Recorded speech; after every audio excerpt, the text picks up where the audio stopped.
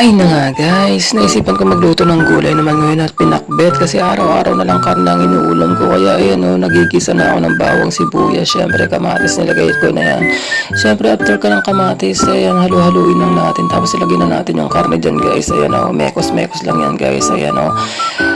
Ang dali lang lutuin yan at murang-mura na yan guys. Wala pa sigurong mga 300 yan. May ulam ka na na pinakbet yan guys. Ayan, medyo halu-haluin na lang natin yan guys. Ayan, maya-maya syempre ilalagay na natin yung nagsisilbing tubig na yan guys. Ayan guys. Ayan, malapit na dyan guys. Saglit lang lutuin yan guys. Sobra.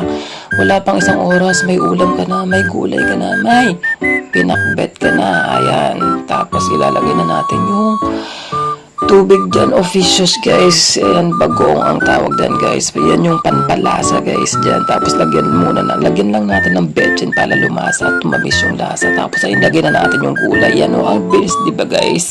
Medyo mura lang yung gulay na nabili ko dyan guys.